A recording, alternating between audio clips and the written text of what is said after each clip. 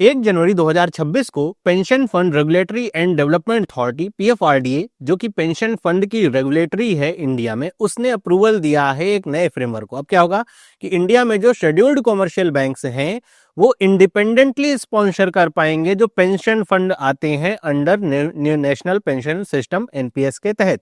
अब ये क्या हुआ है, ये बहुत बड़ा बदलाव हुआ है, इसको हम समझते हैं। पहले नियम क्या था, अब नियम क्या होगा और उसके क्या क्या इम्पैक्ट यहाँ पे देखने को मिल सकते हैं आपको। बाकी आप हमारे चैनल को सपोर्ट करना चाहते हैं तो आप इसकी मेंबरशिप को जरूर ज्वाइन कर सकते हैं, जिससे आपके सपोर्ट से इस तरह के और बेहतरीन वीडियोस मिलते रहेंगे। वीडियो अगर आपको इन्फॉर्मेटिव लगे तो लाइक करें, इस तरह के और वीडियोस के लिए चैनल को सब्सक्राइब करें। तो यहाँ पे इंडिपेंडेंट स्पॉन्सरशिप का मतलब क्या है कि अब जो भारत के शेड्यूल्ड कमर्शियल बैंक हैं वो इंडिपेंडेंटली सेटअप कर पाएंगे पेंशन फंड को, ताकि वो जो एनपीएस के एसेट्स हैं उनको वो मैनेज कर पाएं। पहले क्या था कि बैंक केवल एक पॉइंट ऑफ प्रेजेंस की तरह काम करते थे, मतलब उनके माध्यम से आप जो पेंशन फंड है या फिर जो एनपीएस स्कीम है उसका लाभ ले सकते थे।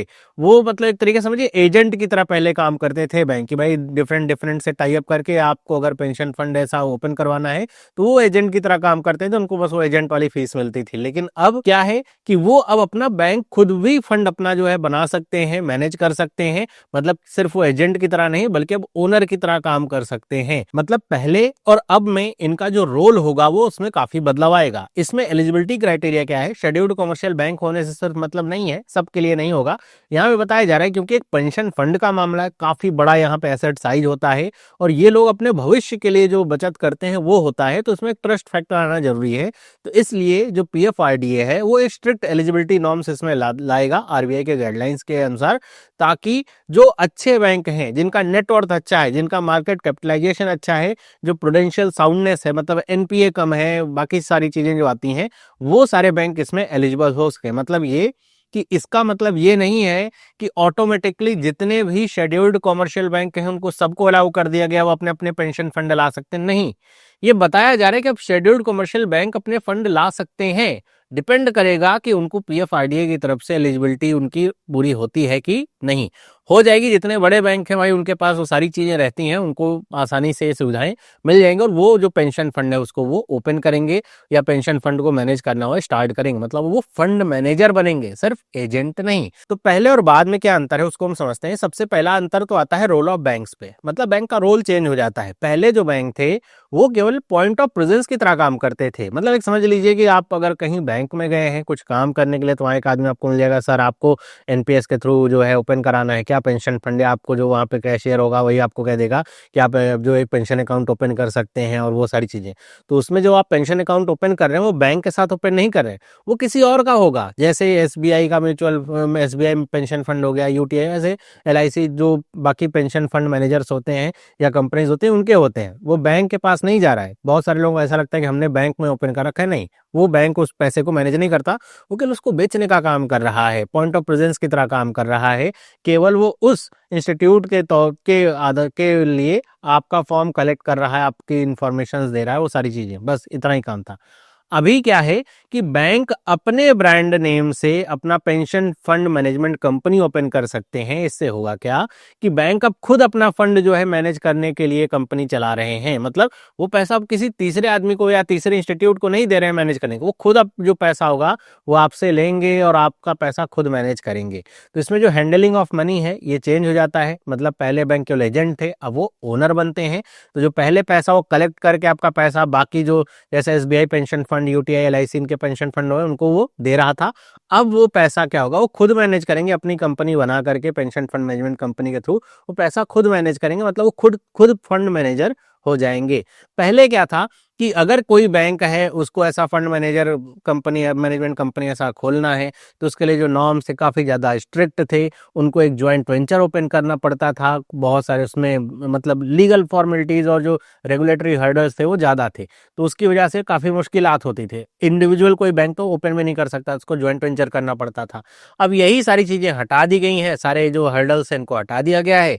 अब जो एलिजिबिलिटी नॉर्म्स हैं, मतलब पीएफआरडीए की तरफ जो एलिजिबिलिटी नॉर्म्स हैं वो जो पूरा कर लेगा, नेटवर्थ, मार्केट कैपिटलाइजेशन, एनपीए वगैरह के जो नॉर्म्स होंगे उनको जो पूरा कर लेगा भाई उसको ये मतलब मौका मिल जाएगा कि वो अपना जो फंड मैनेजमेंट कंपनी है वो चला सकता है।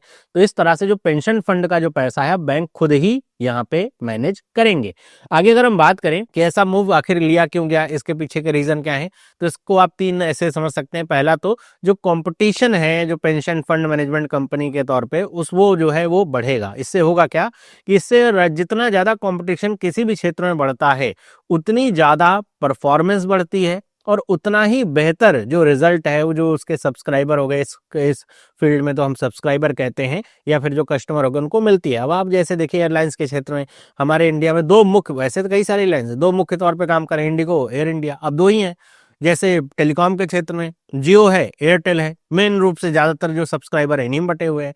तो हो क्या रहा है, एक प्राइस बढ़ाता है दूसरा भी प्राइस बढ़ा देगा। सर्विसेज में जो सुधार है वो बहुत कम हो रहा है लेकिन प्राइसेस बढ़ जा रही हैं। तो अगर कंपटीशन ज्यादा हो, भारत में ऐसे 5-6 मोबाइल कंपनियां हो, टेलीकॉम की कंपनियां हो, तो आप क्या देखेंगे, बहुत एकदम कट थ्रोट कंपटीशन होगा, ज्यादा अच्छी सर्विसेज मिलेंगी, प्राइसेस भी बहुत जेन्युइन होंगी। तो वही यहाँ पे उद्देश्य किया जा रहा है। फिर यहाँ पे लिखा है कि इसकी वजह से क्या होगा, इन्वेस्टमेंट चॉइसेस जो है कस्टमर्स को ज्यादा मिल पाएंगे। मतलब अब सारे बैंक्स जो एलिजिबल होंगे वो अपना अपना फंड लेकर के आएंगे, तो उससे होगा क्या, कस्टमर को इन्वेस्टमेंट चॉइस, अभी क्या है गिने चुने जो फंड मैनेजमेंट है बस उन्हीं के पास हो जा सकते हैं, फिर उनके पास चॉइस बढ़ जाएगी। अब चॉइस जब ज्यादा बैंक आएंगे तो ज्यादा बेहतर तरीके से वो काम करेंगे, ज्यादा बेहतर रिटर्न देने का प्रयास करेंगे, तो जो सब्सक्राइबर्स हैं उनके पास चॉइसेस बढ़ जाएंगी कि वो अपना जो इन्वेस्टमेंट का प्लान है वो बना सकते हैं। ध्यान से समझिएगा कि जो एनपीएस स्कीम होती है उसके तहत जो पैसा होता है वो अब जो भी सब्सक्राइबर होता है उसके अनुसार जो है लगाया जाता है। किसी ने मान लीजिए बैलेंस स्कीम चुनी है, बैलेंस मिक्स, तो उसमें होगा क्या कि 50% जो पैसा है वो इक्विटी में जाएगा, 50% जो सेफ ऑप्शंस हैं, बॉन्ड्स वगैरह हैं, गवर्नमेंट बॉन्ड्स, उसमें आपका लगेगा। तो उसमें होगा क्या कि जो पूरा एनपीएस का स्ट्रक्चर है, मतलब लॉक इन पीरियड कितना होना चाहिए, फीस कितनी होनी चाहिए, वो सबके लिए बराबर होगा। वो बैंक ऐसा नहीं कि अपने अनुसार वो सारी चीजें चेंज कर पाएंगे, रहेंगे सब अंडर एनपीएस ही। लेकिन जो पैसा मैनेज करने वाला खेल है बस वो बदलेगा कि कौन सा बैंक कितना बेहतर पैसा मैनेज कर पा रहा है। मतलब ये जो 50% मान लीजिए किसी ने इक्विटी में कहा है कि वो लगाना है, अब कोई बैंक होगा जो ज्यादा बेहतर जो विकल्प है चुन पाएगा। किसी ने टाटा के शेयर खरीदे, किसी ने किसी के शेयर खरीदे, जो ज्यादा बेहतर रिजल्ट दे रहा है, रिस्क भी यहाँ पे कम आ रहा है, तो उससे रिटर्न उसके जो भी सब्सक्राइबर होंगे उनका बढ़ेगा। अब अगर रिटर्न बढ़ेगा तो ज्यादा से ज्यादा लोग उस तरफ अट्रैक्ट होंगे। मतलब ऐसे समझिए कि अगर आपको मटर पनीर बनानी है तो ये बात बैंकों के लिए सबके पास है कि भाई उनको पनीर की जरूरत होगी, उनको मटर की जरूरत होगी, उनको टमाटर की जरूरत होगी, उनको मसाले की जरूरत होगी, हाँ ये सबके लिए सेम है। लेकिन भाई रेसिपी सबकी अलग अलग होगी, है ना भाई, कोई काट करके बनाएगा, कोई इसको बॉयल करके बना रहा होगा, कोई अलग और चीजें इसमें कर रहा होगा, कोई धीमी आंच पे पका रहा होगा। तो इससे होगा क्या कि सबका स्वाद अलग होगा। तो कुछ वैसा ही एनपीएस स्कीम के तहत होगा।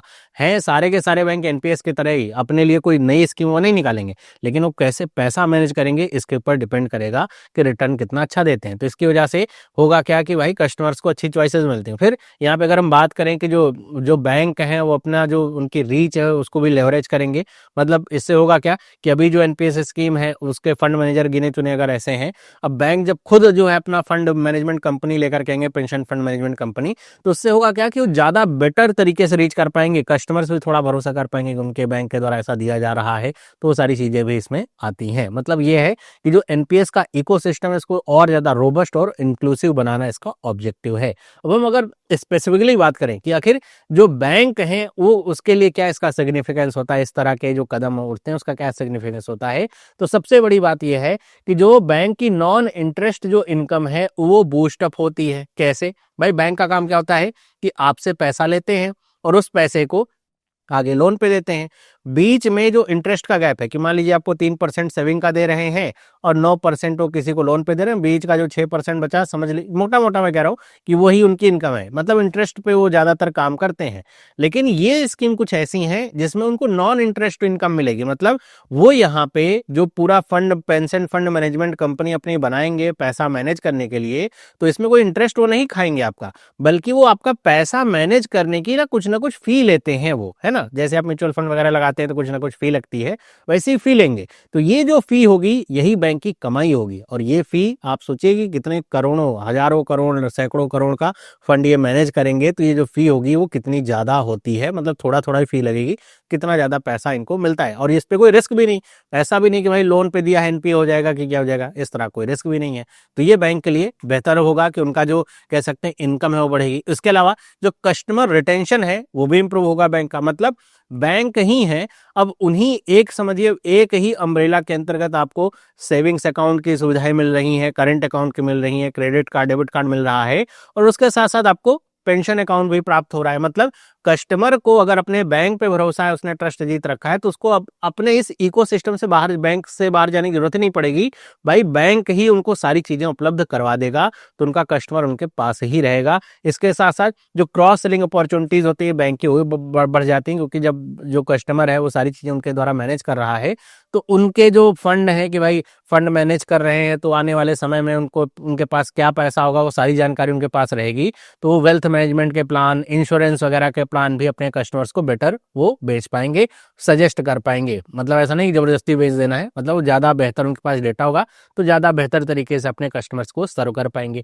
इसके अलावा जो सबसे बड़ा बदलाव होगा वो ये होगा कि बैंक अब केवल वो पीओपी एजेंट नहीं बल्कि ओनर बने हुए हैं। मतलब अभी तक वो केवल पीओपी एजेंट थे, अब वो खुद पैसा मैनेज करेंगे और वो चाहेंगे कि बेटर से बेटर वो रिटर्न ला करके दे अपने कस्टमर्स को या सब्सक्राइबर्स हैं, जिससे और भी ज्यादा लोग इसमें जुड़ें, क्योंकि ये पैसा लॉन्ग टर्म का होता है। अब आप समझिए कि किसी की अगर 25 साल में जॉब लगती है और वो ये सोचता है कि 5,000 रुपए अगर मैं हर साल 5,000 रुपए में अगर इन्वेस्ट कर रहा हूँ एनपीएस स्कीम के तहत हर महीने, तो ऐसे में आप समझिए कि 5,000 वो इन्वेस्ट करेगा 12 महीने, और कितने साल, मान लीजिए 60 साल तक वो इन्वेस्ट करता है, मतलब 35 से मैं मल्टीप्लाई कर दूं, तो ये पैसा आपका कितना हो जाएगा, तो ये पैसा लगभग लगभग आपका 21 लाख के आसपास पैसा हो जाएगा, मतलब 60 साल तक।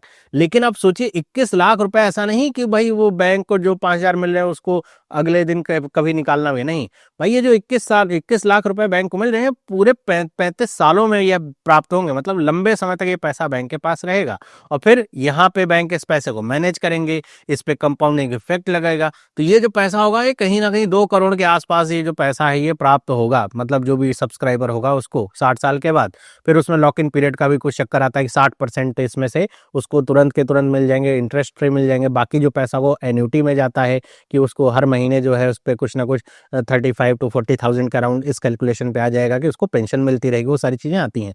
तो बैंक का जो काम है एजेंट नहीं बल्कि ओनर का हो जाएगा। एक लंबा जो कह सकते हैं समय बैंक को मिलेगा अपने कस्टमर्स के साथ बिताने के लिए, और उसकी वजह से बैंक को ही काफी ज्यादा जो कह सकते हैं नॉन इंटरेस्ट इनकम होगी वो प्राप्त होती है। आगे हम बात करें कि जो कस्टमर्स हैं उनके लिए कैसे इंपैक्टफुल होगा, तो जो इंटीग्रेटेड बैंकिंग एक्सपीरियंस है वो जो है मिल पाएगा कस्टमर्स को। मतलब अगर बैंक की ऐप उन्होंने कर रखी है तो वहीं से वो क्या कर सकते हैं, उसी ऐप से वो अपना जो अकाउंट है वो मैनेज कर सकते हैं, उसी से वो सारी चीजें कर सकते हैं, अपना म्यूचुअल फंड अगर कहीं इन्वेस्टमेंट कर रखा है वो भी देख सकते हैं, उसी से वो एनपीएस वाली जो चीजें हैं सारी चीजें अपने सेमी बैंक से कर सकते हैं, चाहे वो ऐप है चाहे वो उनका वेब ऐप है, सारी चीजें वहीं से हो जाएंगी, उनको अलग अलग चीजें लेकर के चलनी नहीं पड़ेंगी। इसके अलावा जब कोई भी कस्टमर किसी बैंक के साथ काफी समय से जुड़ा रहता है तो उसका जो ट्रस्ट फैक्टर है काफी हाई रहता है, और इस वजह से होता क्या है कि अगर उन्होंने एनपीएस अडॉप्शन किया है तो पहली बात तो बैंक के लिए आसान रहता है ऐसे कस्टमर्स को कन्वर्ट करना एनपीएस अडॉप्शन के लिए, और कस्टमर्स भी बैंक के ऊपर ज्यादा भरोसा करते हैं। जैसा मैंने कहा बहुत सारे लोग ऐसा समझते हैं कि उन्होंने जो पेंशन फंड है वो अकाउंट है वो खोल रखा है बैंक के साथ, जबकि अभी वो होता नहीं बैंक के साथ, बैंक के लिए बेचने का काम कर रहे हैं ना। लेकिन जब बैंक के पास खुद रहेगा तो ट्रस्ट फैक्टर ज्यादा बेहतर रहता है, और बैंक एक बड़ी इंस्टीट्यूट होते हैं, काफी इनका वैरायटी ऑफ काम होता है, तो इस वजह से ऐसा नहीं होता कल कोई भाग गए तो क्या होगा, ये वाली चीजें नहीं रहती, मतलब कस्टमर के मन में ऐसी नहीं रहती हैं। और तीसरा अगर हम बात करें कस्टमर्स के लिए कि इस तरह की जो स्कीम्स या इस तरह के जो निर्णय आते हैं तो इससे कंपटीशन बढ़ता है, जैसे कंपटीशन बढ़ता है तो उसका एक डायरेक्ट फायदा कस्टमर्स को मिलता है, हायर रिटर्न उनको प्राप्त होते हैं, बेटर उनके पास अपॉर्चुनिटीज रहती हैं कि वो बहुत सारे ऑप्शंस रहते हैं जिसमें से वो चूज कर सकें किसके साथ उनको जाना है, तो बेटर सर्विसेज उनको प्राप्त हो पाती हैं। और जाहिर सी बात है अगर बैंक के साथ वो जुड़ेंगे, मतलब उनका अकाउंट बना हुआ है, सारी चीजें बैंक के साथ मैनेज हो रही हैं, सैलरी स्लिप वगैरह सब बैंक के साथ है, तो होगा क्या कि वन स्टॉप सोल्यूशन की तरह वो काम करेगा। मतलब उनको ऐसा नहीं कि भाई बैंक अकाउंट कहीं खोल रखा है, पेंशन अकाउंट कहीं खोल रखा है, इसको कहीं और मैनेज करना है, इसको कहीं और, एक ही जगह सारी चीजें मैनेज हो जाती हैं। थोड़ा कह सकते हैं पीस ऑफ माइंड कस्टमर के लिए रहता है। वहीं पर अगर हम बात करें कि इसमें कुछ और रिफॉर्म किए गए हैं जो 1 अप्रैल 2026 से लागू होंगे, जैसे इसमें रिवाइज्ड इन्वेस्टमेंट मैनेजमेंट फीस जिसको आईएमएफ कहते हैं उसमें बदलाव किया गया है। और इसमें यह है कि जो गवर्नमेंट सेक्टर है उसके लिए तो जो फी है आईएमएफ फी वो लगभग वही है, अनचेंज, इसमें कोई चेंज नहीं किया गया है।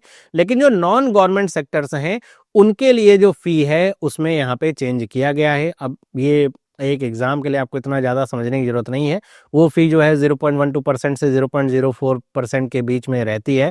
मतलब AUM जितना, एसेट अंडर मैनेजमेंट जितना ज़्यादा रहता है, वो फी थोड़ा उतनी ही कम होती जाती है। तो ये थोड़ा बदलाव किया गया है फीस में।